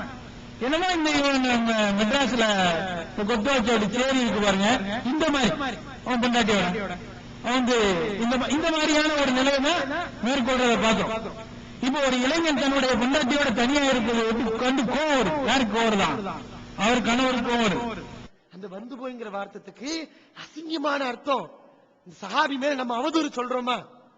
இது நம்ம வழக்குல இல்லையா? நம்ம விருந்தாடியை பார்த்து நம்ம சொல்ல மாட்டாமா? அடிக்கடி வீட்டுக்கு வந்து போங்கன்னு சொல்ல மாட்டாமா? அப்படி சொன்னா இந்த அர்த்தமா? அடிக்கடி வீட்டுக்கு வந்து தப்பான காரியம் பண்ணிட்டு போங்க அப்படின்னு அர்த்தமா? முஜிபுர் ரஹ்மான் இந்தியாவுக்கு வர்றாருன்னா, அடிக்கடி இந்தியாவுக்கு வந்து போறாருன்னா, அடிக்கடி வந்து விபச்சாரம் பண்ணிட்டு போறாருன்னு அர்த்தமா? அப்ப அந்த மாதிரி நாங்க காரணம் கற்பிக்கட்டுமா? அப்ப வந்து போய்ங்கிற வாசகத்தை எவ்வளவு பூதாகரப்படுத்துறாரு, விகாரப்படுத்துறாரு. இப்படித்தான் முழுக்க விமர்சனங்கள் எப்படி இருக்கு? இந்த மாதிரி குரோத கண்ணோட தான் இதை பார்த்திருக்காரு. இந்த சாலிமுடைய சம்பவத்தை ஒண்ணும் இல்லாததை எல்லாம் போட்டு நம்ம விகாரப்படுத்தல, உள்ளதான் சொல்லி இருக்கோம். அது என்ன வருது? இந்த சாலிமுடைய சம்பவத்தை நீங்க தெரிஞ்சுக்கணும். புகாரியில் இது வந்து புகாரி முஸ்லிம் போன்ற புத்தகத்தில் வருகிறது. புகாரியில் 4698வது செய்தி, முஸ்லிமில் 2637வது செய்தி. இப்படி பல இடங்களில் இந்த செய்தி இடம்பெறுகிறது. இதனுடைய யதார்த்த நிலை என்னவென்றால், சாலிம் அவர்கள் சஹ்லா பின்த் சுஹைல், அபூ ஹுதைஃபா, சஹ்லா ஆகிய கணவன் மனைவியுடைய வீட்டில் வளர்கிறார்கள். இவ்விருவரும் சாலிம் ரலியல்லாஹு அன்ஹு அவர்களை வளர்ப்பு பிள்ளையாக தத்தெடுத்து வளர்க்கிறாங்க. அதுக்கப்புறம் குர்ஆன் வசனம் இறங்குது, உதுஊஹும் லி ஆபாயிஹிம், நீங்க வளர்த்து தத்தெடுத்து வளர்க்கறனால அவங்க உங்களுடைய பிள்ளைகளாக ஆயிட முடியாது, இவங்களுடைய தந்தையாக நீங்கள் மாறிவிட முடியாது, அவங்களுடைய தந்தை யாரோ அவங்களுடைய பேரை சொல்லியே நீங்க கூப்பிடுங்க அப்படின்னு அல்லாஹ் ஒரு வசனத்தை இறக்குறான். அதுக்கப்புறம் சாலிம் அவங்க அதுக்கப்புறம் சஹ்லா அவங்களுக்கு மனசு உறுத்துது. ஏன்னா இவங்க பிள்ளைன்னு ஆக மாட்டாங்க, அந்நியான்னு அல்லாஹ் குர்ஆன்ல சொல்றான். அந்த அந்நியானை விகாரப்படுத்துறாரு. அந்நியானுங்கிறது என்னமோ நம்ம தப்பா சொன்ன மாதிரி, அந்நியான் தானே அவரு, அந்த குர்ஆன் வசனத்தின் கருத்துப்படி அவர் அந்நியான் தானே.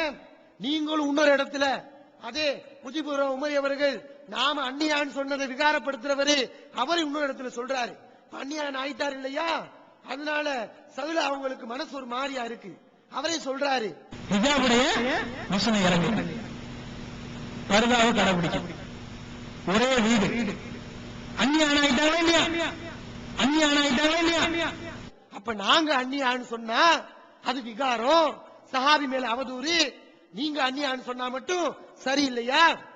அப்ப இது எந்த விதத்துல நியாயம்? நியாயமா சிந்திக்கணும், கூட்டுத்தனமா சிந்திக்க கூடாது, புரோத்தோடு சிந்திக்க கூடாது. அப்ப அந்நியானா ஆகிட்டனால சஹ்லா அவங்களுக்கு மனசு உறுத்துது. ஏன்னா அவங்க வீட்டுல இருக்கிறாங்க, ஒரே வீட்டுல வாழ்றாங்க, ஒரு கணவன் இருக்கிறாரு. அபூ ஹுதைஃபா அவங்களுக்கும் மனசுல ஒரு மாதிரியான எண்ணங்கள் வருது, என்ன சாலிம் வர்றாரு அப்படின்னு நினைக்கிறாங்க. இந்த வந்து போய்ங்கிற வாசகம் எல்லாம் நாமளா சொன்ன வாசகம் இல்ல, ஹதீஸ்ல இருக்குங்க. அவங்க சொல்றாங்க, ஃபீ வஜ்ஹி அபீ ஹுதைஃபா மின் துகூலி சாலிமின் அலைய, சாலிம் என்கிட்ட வர்றனால அபூ ஹுதைஃபாவுடைய முகத்தில் கோபம் தென்பட்டது என்று சஹ்லா அவங்க நபி ஸல்லல்லாஹு அலைஹி வஸல்லம் சொல்றாங்க. அப்ப வந்து போய்ங்கிற வாசகத்தை நம்ம எக்ஸ்ட்ரா ஃபிட்டப் பண்ணல, ஹதீஸ்ல உள்ள வாசகத்தை தான் நம்ம சொல்லி இருக்கோம். முஜிபுர் ரஹ்மான் உமரி தான் ஹதீஸ்ல இல்லாத பல வாசகங்களை சொல்லி இருக்காரு, அதை நம்ம பின்னாடி விளக்குவோம்.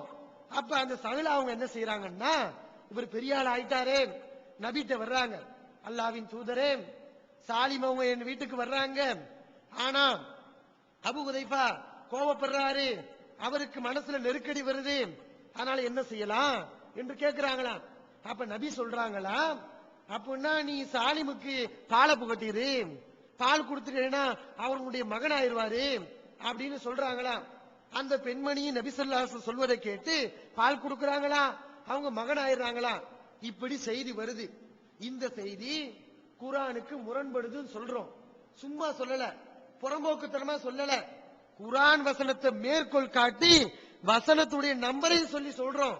என்ன குர்ஆன் வசனம், இந்த ஹதீஸ் என்ன கருத்து தருது அதை நீங்க விளங்கிக்கணும். பால் கூடி என்பது சின்ன பிள்ளைக்கு மாத்திரம் கிடையாது, தாடி வந்த மீச முளைச்ச ஆம்பளைக்கு பால் புகட்டினாலும் அவர் குழந்தை ஆயிடுவாரு, 2 வருஷங்கிற அளவெல்லாம் கிடையாது அப்படிங்கிற கருத்தை இந்த செய்தி சொல்லுது. ஆனா குர்ஆன் என்ன சொல்லுது, அல்லாஹ் குர்ஆன்ல என்ன சொல்றான், வல் வாலிதாத்து யுர்லிஅன அவுலாதஹுன்ன ஹவுலைனி காமிலைனி, தாய்மார்கள் தங்களுடைய பிள்ளைகளுக்கு பூரணமாக 2 வருஷங்கள் பால் புகட்டுவார்கள். அல்லாஹ் எதை வரையறையா வைக்கிறான், பால் புகட்டுவதற்கு பால் குடி சட்டத்துக்கு அல்லாஹ் சொல்லக்கூடிய அளவு எவ்வளவு, ஹவுலைனி காமிலைனி, 2 வருஷம் அல்லாஹ் சொல்றான். இந்த வசனம் குர்ஆனுடைய நம்பரை தெரிஞ்சுக்கோங்க, குர்ஆனில் 2வது அத்தியாயம் 233வது வசனம். இது மாத்திரம் கிடையாது, இன்னொரு வசனமும் இருக்கிறது, உம்முஹு ஹமலத்துஹு உம்முஹு வஹனன் அலா வஹனன் அலா வஹன், மனிதனுடைய தாய் அவனை மிகவும் கஷ்டப்பட்டு பெற்றெடுத்தால், வஃபிசாலுஹு ஃபி ஆமைன், அவனுக்கு பால் புகட்டியது எவ்வளவு, 2 வருஷம். ஏன் அல்லாஹ் 2 வருஷம் சொல்லணும், வரம்பே கிடையாது, அளவே கிடையாது, பெரிய ஆளுக்கும் புகட்டலாம், சாலி மாதிரி ஆட்களுக்கும், மீச வளர்ந்த ஆளுக்கும் தாடி வளர்ந்த ஆளுக்கும் புகட்டலாம், அளவே கிடையாது சொல்லலாமே. அல்லாஹ் என்ன செய்யறான், 2 வருஷம் சொல்றான். இன்னொரு இடத்துல இந்த வசனம் லுக்மான்ல 31வது அத்தியாயம் 14வது வசனம், இன்னொரு வசனமும் இருக்கிறது, வஹம்லுஹு வஃபிசாலுஹு ஸலாஸூன ஷஹ்ரா. இந்த மனிதனுக்கு அவரை முழு மனிதனாக வயிற்றிலே சுமந்ததும் பாலூட்டியதும் 30 மாதங்கள். 6 மாசம் தாய் மனிதனை முழுமையாக சுமக்கிறாள், 24 மாதம் பால் புகட்டுகிறாள் என்று அல்லாஹ் குர்ஆன்ல சொல்றான். இது அஹ்காஃப்ல 46வது அத்தியாயம் 14வது வசனம். இது என்ன சொல்றான்? ஃபி ஆமைன், 2 வருஷம் தான் பால் புகட்டுறது என்று அல்லாஹ் சொல்றான். அப்ப இத்தனை குர்ஆன் வசனம் இதான் என்ன சொல்லுது? பால் புகட்டுவது என்பது 2 வருஷம் தான். 2 வருஷத்துக்கு மேல பால் புகட்டினால் தாய் மகன் என்ற உறவு ஏற்படாது என்பது குர்ஆன் வசனம் தெல்ல தெளிவாக உணர்த்துது. குர்ஆன் வசனம் மாத்திரம் இல்ல, ஹதீஸும் ஆதாரமா இருக்கு. புகாரில 2647வது செய்தி. அந்த ஆயிஷா அவர்களிடத்தில் ஒருவர் பேசிக் கொண்டிருக்கிறார். நபிகள் நாயகம் ஸல்லல்லாஹு அலைஹி அவர்கள் ஆயிஷா அவங்ககிட்ட வர்றாங்க. அப்ப அவங்ககிட்ட கேட்கிறாங்க, இவங்க யாரு? மன்ஹாதா, உங்ககிட்ட பேசிட்டு இருக்காங்களே ஆயிஷாதே, இவர் யாரு அப்படின்னு ஆயிஷா ரலியல்லாஹு அவர்களிடத்தில் பெருமானார் கேட்கிறாங்க. அப்ப ஆயிஷா அவங்க சொல்றாங்க, அஹி மினர் வலா, இவர் என்னுடைய பால் குடி சகோதரர் என்று ஆயிஷா அவங்க சொல்றாங்க. அப்ப நபி சொல்லக்கூடிய வாசகத்தை பாருங்க, நபிகள் நாயகம் கேட்கக்கூடிய கேள்வியை பாருங்க. ஆயிஷா, ஆயிஷாவே, உங்களுள்ள மன் இஹ்வானுக்குன்ன, உங்களுடைய சகோதரர் யார் என்று உத்து பாருங்க.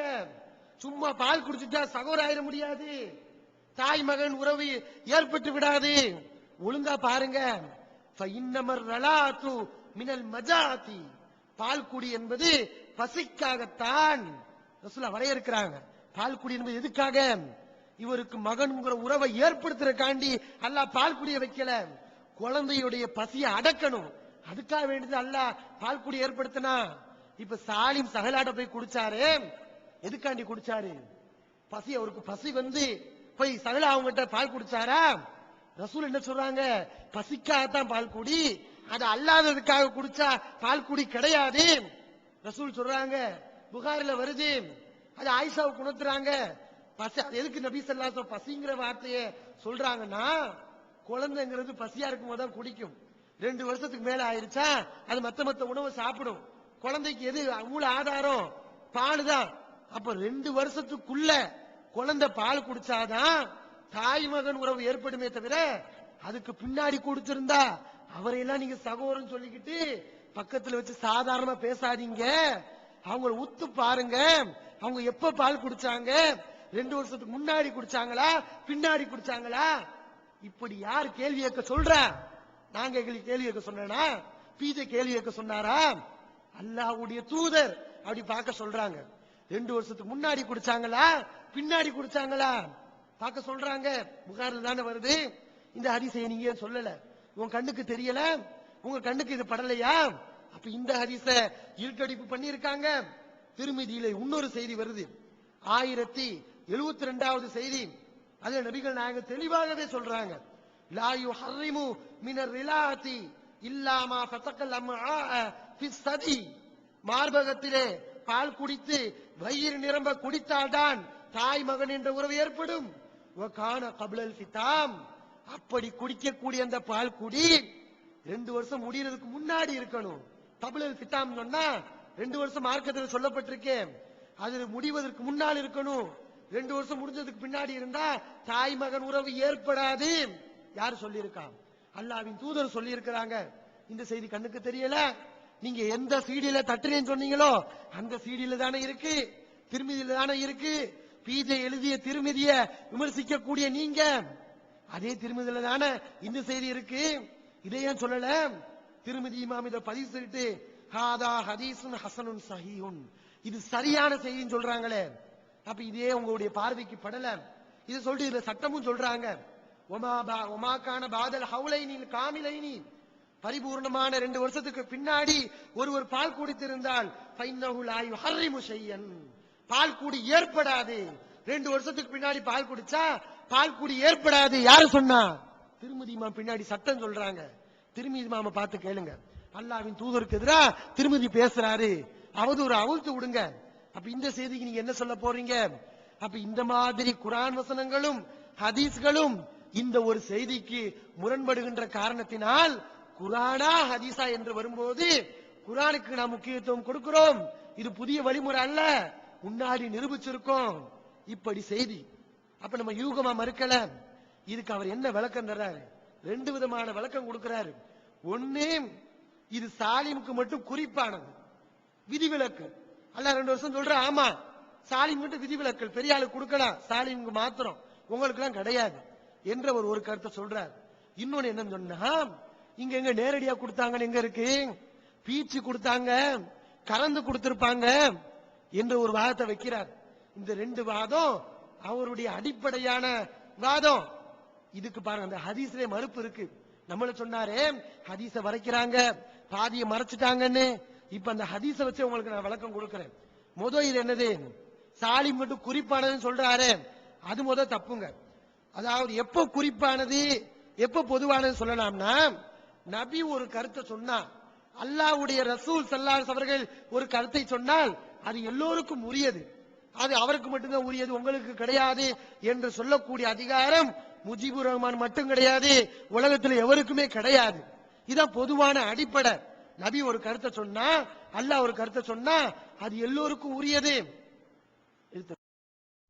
தமிழ்நாடு தௌஹீத் ஜமாஅத்தின் ஆதரவற்றோர் இல்லம் இறைவனுக்கு செய்ய வேண்டிய கடமைகளுக்கு அடுத்தபடியாக பெற்றோரை பேணுவது பற்றி இஸ்லாம் அதிகமாக வலியுறுத்துகிறது. பெற்றோரை பேணாதவர்கள் மறுமையில் வெற்றி பெற முடியாது என்று இஸ்லாம் அறிவுறுத்துகிறது. ஆயினும் இஸ்லாத்தின் இந்த கட்டளையை சில முஸ்லிம்கள் அலட்சியம் செய்து பெற்றோரை வீட்டை விட்டு விரட்டுகின்றனர், பெற்றோரை பிச்சைக்காரர்களாக மாற்றுகின்றனர். இந்த அவல நிலைக்கு பரிகாரம் காணும் வகையில் முதியோர் ஆதரவு இல்லத்தை தமிழ்நாடு தௌஹீத் ஜமாஅத் நடத்துகிறது.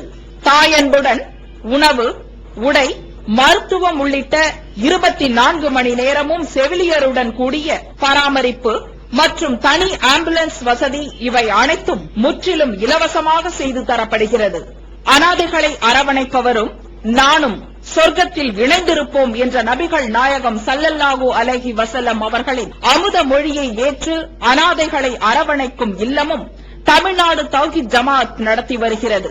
இப்பணியை தொடர்ந்து செய்திட உங்கள் நன்கொடைகளையும் ஜகாத்தையும் தாராளமாக வாரி வழங்குமாறு கேட்டுக்கொள்கிறோம். உங்களது நன்கொடைகளை டிடியாகவோ செக்காகவோ மணி ஆர்டராகவோ அனுப்பலாம். டிடி அனுப்புபவர்கள் தமிழ்நாடு தௌஹீத் ஜமாஅத் வங்கி கணக்கு எண் 7882748227 இந்தியன் வங்கி மண்ணடி கிளை என்ற பெயரில் எடுத்து அனுப்ப வேண்டிய முகவரி தமிழ்நாடு தௌஹீத் ஜமாஅத் மாநில தலைமையகம் 30 அரண்மனைக்காரன் தெரு, மண்ணடி, சென்னை 1. போன் 044252152226. Allah